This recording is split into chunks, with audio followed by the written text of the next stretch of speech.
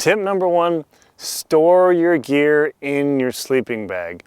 Anything that can freeze, that you need to turn on, the water, everything. It's going to feel like you're sleeping in a garbage dump. Not the smell, but just like you're surfing and stuff, because whatever you need in the morning, especially that water, you're going to need to prevent it from freezing. For instance, I will put my REI Nalgene bottle into my Outdoor Research SG water bottle parka to keep it from freezing, but for safety, I stuff that into my Sea to Summit silicone nylon bag, and then I put that into my Western Mountaineering Bison sleeping bag for deep winter trips, and I put that bottle in there, and then it stays warm and liquid all night. That can make a big difference, because in the next day, when things are frozen, it's minus 20 degrees Fahrenheit or minus 28 degrees Celsius, and then, oh, this doesn't turn on. Oh, my water bottle's frozen. Oh, I can't get this whatever open. Or, oh, my headlamp died because it's sitting there and I didn't use lithium batteries. Instead, I used alkaline or rechargeable.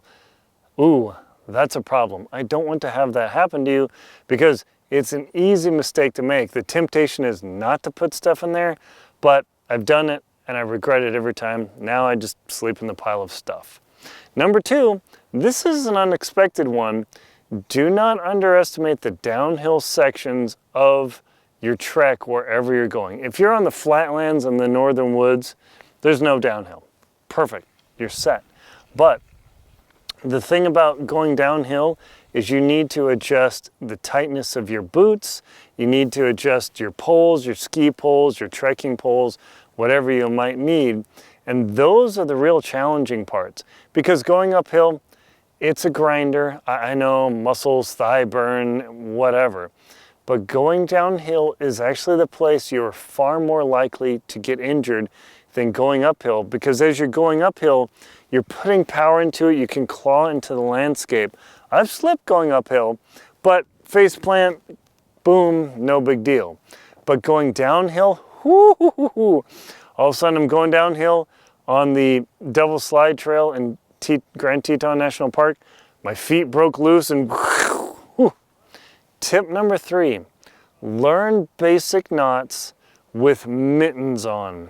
I cannot emphasize this enough, of learn how to tie knots with your gloves on or even your mittens, because you will sooner or later run into a circumstance that you need to tie a knot for your tent, for your gear. Maybe you need to lash something down, and taking off your gloves can be a frostbite sort of experience.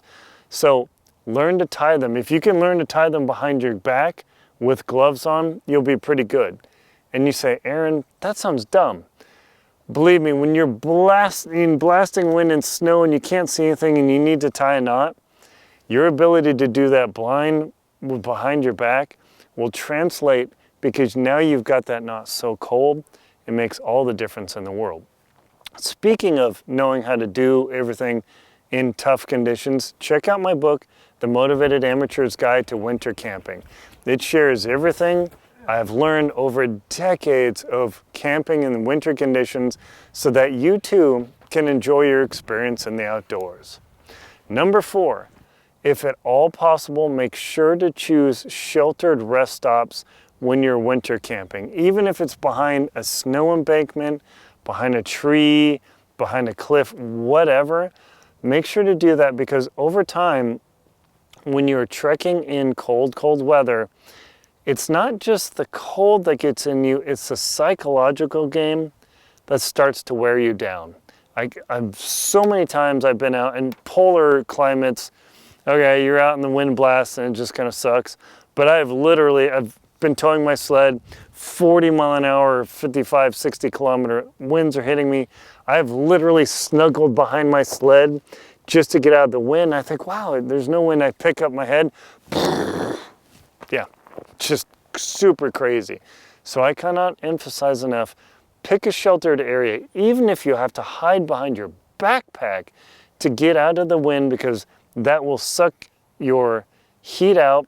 Convection will just drain the heat out of you, but also the psychological wear and tear I cannot emphasize enough. And Tip number 5, make sure to warm up before you get into your sleeping bag, if at all possible. If you're outside and you've shoveled and you're done, maybe you had to go pee or whatever, do some jumping jacks, flap around. I know it's irritating to do this, especially at night, but it will make a big difference if you get into your sleeping bag warm and comfortable.